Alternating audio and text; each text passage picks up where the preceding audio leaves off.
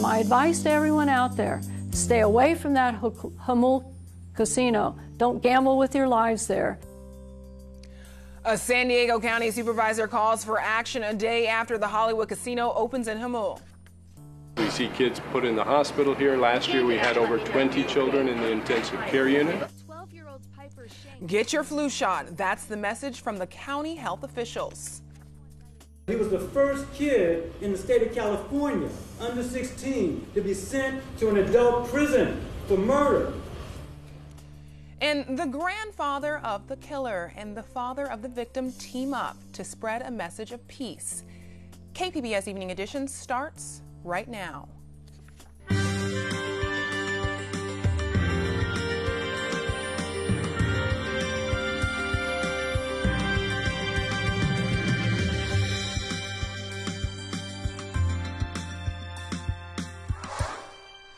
Good evening and thanks for joining us. I'm Ebony Monet. San Diego County's newest casino has barely been open for 24 hours, but a county supervisor wants Caltrans to stop patrons from getting there via State Route 94. KPBS video journalist Katie Shulov tells us it's all about the traffic. It was packed inside the brand new Hollywood casino in Hamul after the doors opened to the public Monday afternoon. Crowds gambled at the 1,700 slots and 40 table games, ate and drank at the 8 restaurants, and stood in an hour-plus long line to get a player's card for the $490 million casino. But outside, there was a much longer line of cars. It's been a long time waiting, and it's so far we got here, and it's like the traffic is like, it's insane, almost 2 hours to get here from 94. Since long before construction began in 2014, nearby residents have expressed concerns about traffic backups along State Route 94. The windy 2-lane road is the only route to and from the casino. But this is unprecedented, what we're seeing here. County Supervisor Diane Jacob represents the region. And my advice to everyone out there, stay away from that Hamul casino. Don't gamble with your lives there. And notify Caltrans that you want those traffic safety improvements now, and to don't allow access onto that state highway until it's done. A 2009 agreement between Caltrans and the Hamul Indian Village of California calls for traffic improvements before the casino opens, but most were not completed prior to Monday's opening. Casino Vice President Richard St. Jean says he expects the elevated traffic to die down within a week of Monday's grand opening. And typically, your business flows to and from the casino or after the work hours, so more people coming at night after hours, so it really will have no impact on the school. So schools break 2:20, 2:30. So yeah, I think once, and with the ebb and flow, people are coming over the course of the day, not all at once. Today, they all came at once, so it's been a real challenge. Monday's traffic caused 3-hour-plus backups along the 94, and the principal of nearby Steel Canyon High School said buses couldn't get into the school Monday morning.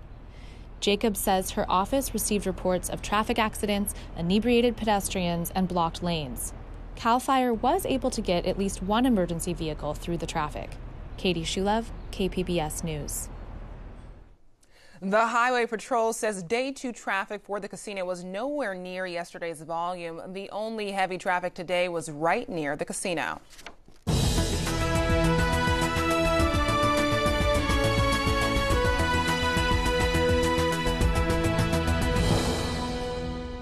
About 1 million mail-in ballots will arrive in San Diego County mailboxes this week. The Registrar of Voters is asking people to return those ballots as quickly as possible, and he says it needs extra postage, 67 cents. Michael Vu says that's because the ballot is so big. Last school year, it was all eyes on Marne Foster. The former San Diego schools trustee resigned after pleading guilty to a misdemeanor for receiving financial gifts above the legal limit. Now, 2 candidates are competing to replace her. KPBS education reporter Megan Burks is live at district headquarters to tell us more about the race. Megan? Thanks, Ebony.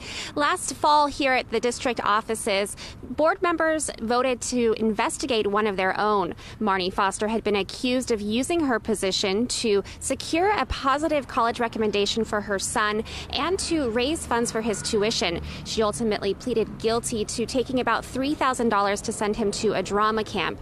Now, the candidates running to replace her now say it's time to put the focus here back on the children. Nearly 60% of voters in June chose Lachey Collins to replace Marne Foster. Unlike other races, school board elections aren't finished if someone comes out on top in the primary. In November, all voters in the city will decide who will represent District E schools in southeastern San Diego. Sharon Whitehurst Payne is running against Collins and is Foster's interim replacement. She says June's outcome was by design. It would be a waste of resources, of my time, my staff, my volunteers' time to focus on trying to win something when I was going to be on the ballot anyway. I mean, that was a no-brainer. So my strategy was to get through the year offering children's services, meeting their needs, and then to go into campaigning. Now Whitehurst Payne is running on the work she did as an interim trustee. Instead of canvassing, she says she walked school hallways to see where she was needed. And at Crawford High School, Whitehurst Payne says she found a school in disrepair. This became my project school. I think at almost every board meeting thereafter, I was reporting on this school, on Crawford, and what was happening at it. And the other board members became aware of it. And the staff decided to make it a priority. The campus in Mid-City San Diego got some fresh paint and library upgrades this summer, and construction workers are putting the finishing touches on a new stadium. The work was approved before administrators appointed Whitehurst Payne and is paid for by Propositions S and Z. But she says the projects got done sooner because she knows how to work with individuals at every level of the district. I know the system, and you can't game me. Because I was there. I know about it. I know the little games that are being played or not being played. I spent time in the classroom. I was a teacher, a math teacher at Roosevelt, at O'Farrell, at Mission Bay High School. Whitehurst Payne also spent 17 years working in HR at the district and another 10 as an administrator at Cal State San Marcos. Lachey Collins says that's why voters should choose her. As a parent, her perspective isn't entrenched in district operations. Parents agree, community members agree, business leaders agree that, hey, there is time, time for change. It is time. Collins says she'd leave her mark by increasing transparency in the district and access to its decision makers. So when you really, really care about education and really care about your overall community, you're going to do everything you can to make sure that the vital information, the important stuff, really anything you get is going to come back the way they can know that I'm being transparent with you. This is what's going on. And I know it may not always be what you would like it to be, but this is what's going on, and I want to hear from you. In addition to being a parent in the district, Collin works for State Assemblywoman Shirley Weber and as an adjunct professor teaching Africana Studies at San Diego State. She says her other big mark would be expanding a program that currently guarantees SDSU admission to Hoover High students who meet certain benchmarks. One thing that I'm really, really passionate about, though, is getting a Compact for Success program put in District E, period.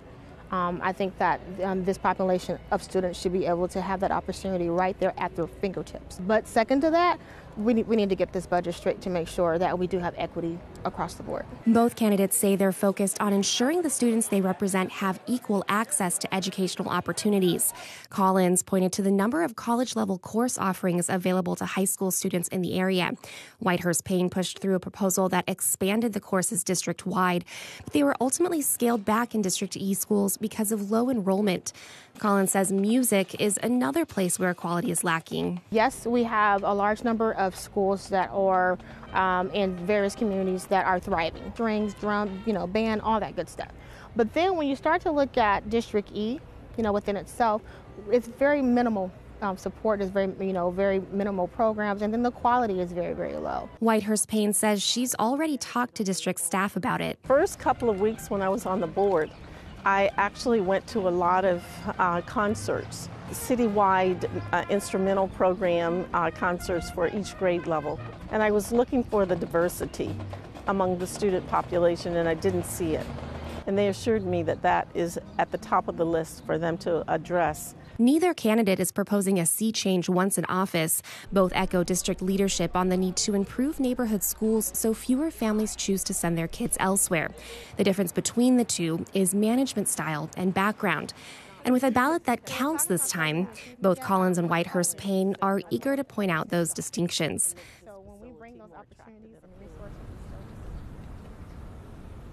Now, there are two other school board races on the ballot. Richard Barrera is running unopposed in District D, and with 73% of the primary vote, John Lee Evans is expected to beat Stephen Gross in District A. Reporting live from district headquarters in University Heights, I'm Megan Burks. One of the measures on the November ballot would make some changes in California's criminal justice system dealing with parole and with juvenile suspects. From our station in Los Angeles, KCET, Val Zavala gives us the rundown on Proposition 57.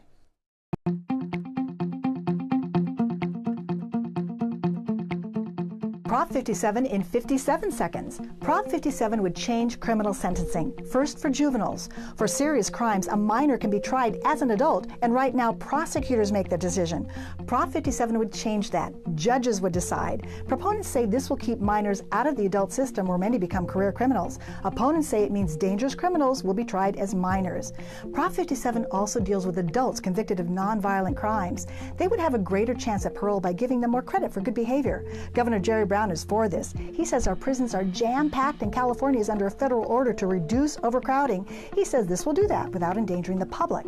Opponents, mainly prosecutors and police officers, strongly oppose 57. They say it's written so even rapists, domestic abusers, and child molesters could get out early by as much as 17 years. So yes on 57 means early parole for nonviolent offenders, plus judges would decide if minors are tried as an adult. A no vote means things stay the way they are.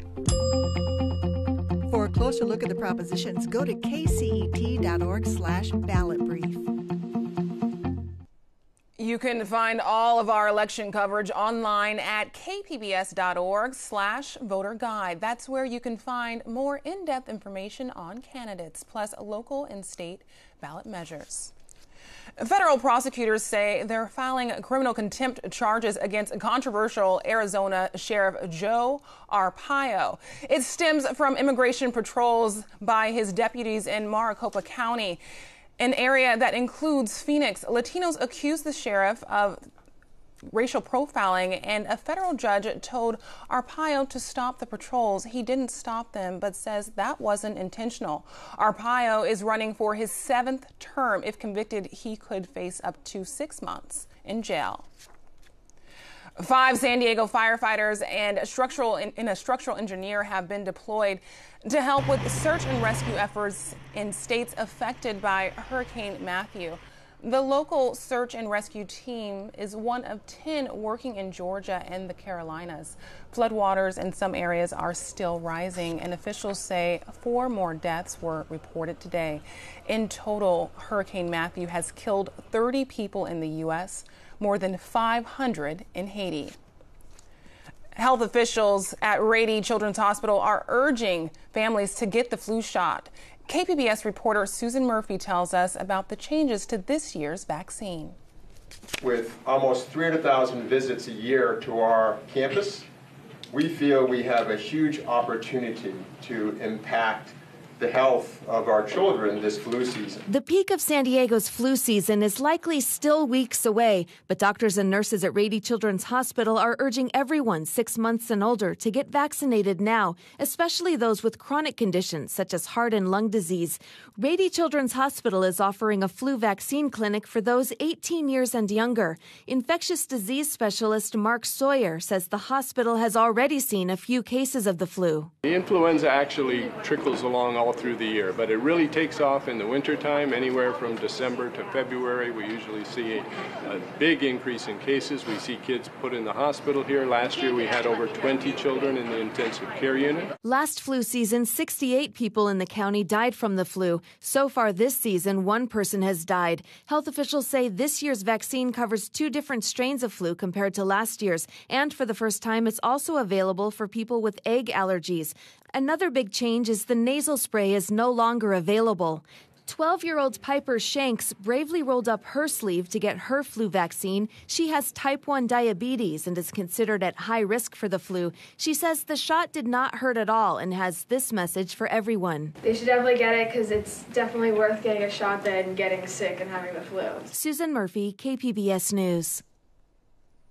San Diego scientists have been trying to solve cases of sudden deaths with genetic testing, but they found they can't always solve these mysteries. In a new study out this week, researchers used gene sequencing in 25 cases of sudden and unexpected death. In 41% of these cases, they found genetic mutations that could likely explain the death. Other cases were less conclusive, and about a third of the cases revealed no link whatsoever between DNA and death. A lot of the answers are not as clear as one would hope they would be, but we still think it provides useful information to the family. Each year, about 11,000 people in the U.S. under the age of 45 die suddenly and unexpectedly. A San Diego tragedy is turned into a shining example of forgiveness. An SDSU student was murdered by an 8th grader. Now, more than 20 years later, the families unite to spread a message of peace. Sorry, my son is dead and gone forever. And Pleasant's grandson, Tony, has been in prison, is still in prison for a very long time. They're two fathers describing a tragedy that ignited their unlikely friendship. You got a shot at a wonderful, wonderful opportunity for yourselves and for your family. The audience, Knox Middle School students who weren't born in 1995 when Ples Felix's grandson, Tony Hicks, shot and killed Azim Khamisa's son, Tariq. When a human being is murdered, 1,000 souls scream out. The 20-year-old student was delivering pizza in North Park when he was killed by the 14-year-old. I pray to God every day that Mr. Kamisha will forgive me for what I've done. He was the first kid in the state of California, under 16, to be sent to an adult prison for murder. A judge sentenced Hicks to 25 years to life in prison. And for 20-plus years, the Tariq Khamisa Foundation has spoken to kids about the impact of violence. It impacted everyone in that community. It impacted my family, my daughter. My daughter had her life stopped right there when her son committed murder. Khamisa compares the pain to breaking into a million pieces. And I believe I went into the loving embrace of God, and He held me in an embrace for a very long time because it was like a nuclear bomb that had detonated in my heart. Still, he tells students there's peace and forgiveness. If my mom, if she knew that I passed away, she'll be very sad. And I thought, would she forgive the person that killed me or harmed me? And that's what TKF sets out to do, to make kids think, to inspire them to choose peace. I'm Hari Srinivasan. On the next news hour, Greece grapples with letting refugee children into school after more than 150,000 migrants arrived this year alone. That's Tuesday on the PBS NewsHour. Some sad news out of Sacramento. California's first dog is very sick. Sutter Brown has been an internet sensation since Jerry Brown was re-elected governor in 2010. He's got nearly 10,000 followers on Twitter. Sutter is 13 years old and had surgery over the weekend to remove some suspected tumors. A spokesman for the governor says the prognosis is expected to be very poor. Southern California researchers hope a bee that thrives in the Arctic could help them understand more about climate change. KPBS reporter Eric Anderson has details. University of California Riverside researchers are recently back from a trip to Alaska. They were there to collect samples of a hardy pollinator called Bombus polaris. That's the Arctic bumblebee. Hollis Woodard is the team leader, and she says the bee could help researchers understand how climate change affects harsh but delicate ecosystems. These really important, charismatic microfauna, these bees. We want to know what's going on in this place. And I think that can maybe tell us something about what's going on with pollinator populations in other parts of the world that are changing, maybe because of different reasons, but they're also declining there as well. Woodard says the bees are hardy and they can survive in a harsh climate, but she says they are also sensitive to changes. She says if the flowers that they rely on for food start blooming too early, that could have a negative impact on the pollinators themselves. Now, Woodard says the researchers will study the samples they took in the field. They hope what they learn can be carried over to other species as well. Eric Anderson, KPBS News. Warm temps and low clouds this week in San Diego. Shanae Shocker lets us know just how sunny it will get. Well, an area of high pressure is bringing some very nice conditions here in San Diego County over the past 6 hours, and we're going to continue to see that throughout the rest of this week. Now, as we head into this evening, take a look at your overnight low, 63 degrees. We really can't complain about that. Increasing cloud cover, though, that will dissipate throughout tomorrow morning as well. Now, for the rest of the county, we're seeing very cool conditions out in Ramona, 46 degrees, Mount Laguna, 40 degrees, down in Campo, 41. Grab your jackets as you head out there because it's definitely feeling like fall. And out in Mecca, 66 degrees, so warmer there. 57 in Oceanside, not too bad. Now for your Wednesday, we have an onshore flow, and that's bringing some cooler conditions along the coast from Southern California and up into Northern California as well. Warmer conditions as you head out into the deserts. But overall, that area of high pressure brings some very nice conditions to the southwest. Now check this out on the coast. Your 5-day outlook looking very nice. Take a look at this. 72 degrees on Wednesday as well as Thursday.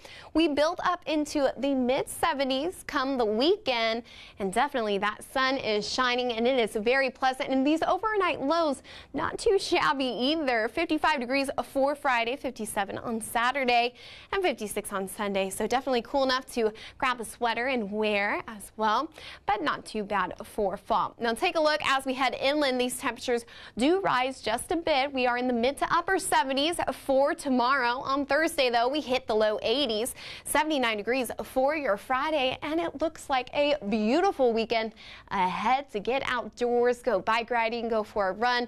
Your highs are going to sit in the mid to upper 70s, 78 on Saturday, 77 on Sunday, and those lows not too bad either, 59 degrees for your Saturday and 56 on Sunday. Now, as we head out into the mountain, these temperatures, they drop just a touch, 67 degrees for your Wednesday, but we see those temperatures begin to build throughout the week. Thursday, take a look, you're back into the low 70s, 72 degrees on Friday, but then we're back in the 60s by the weekend, so definitely cooling off out there, 68 degrees, and your lows are in the 40s. So we are headed towards winter, definitely.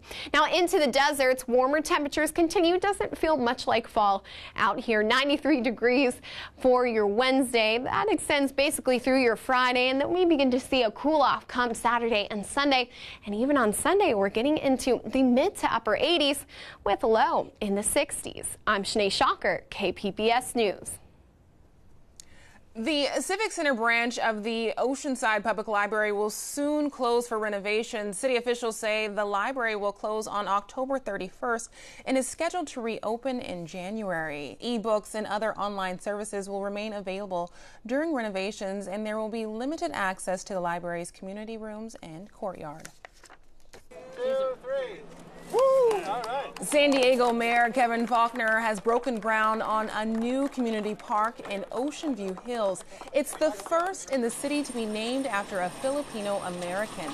The 15-acre park honors retired Assistant Police Chief Cesar Solis, who spent 32 years in the department. He's the highest-ranking Filipino American in the department's history. This is amazing. I can't believe I'm here. You know, I'm really so happy for this community, Ocean View Hills. You know, they waited so long, they worked so hard. You know, this day really is for them. The park will include a playground, a concession stand, off-street parking, and other amenities. About 120 lighthouses no longer critical to the Coast Guard have been acquired by government entities, nonprofits, or sold to individuals eager to preserve the landmarks. But AP reporter Carrie Antelfinger says years of neglect and vandalism make for labor-intensive money pits. For sale, buildings across the Great Lakes that have served as beacons for sailors for decades. The federal government has sold or given away about 120 lighthouses across the country since 2000. To me, this is still based on my grandparents. And and I think of roots here. John Scripp was part of a volunteer group who spent about a decade working to take control and fix up the North Point Lighthouse in Milwaukee. It opened to the public in 2007. Since then, more than 80,000 people have come through it. This was built in 1854. The light was lit in 1855. But the romanticism of lighthouses doesn't always match up with the realities of aging structures, sometimes in remote waters. Actually, when we started in the late 80s, we came out here, there was most of the rooms, and especially the ones lower, probably had 2.5 feet of bird poop that we had to shovel out. The Port Austin Lighthouse in Lake Huron had been abandoned in the 50s, left to scavengers, vandals, and gulls.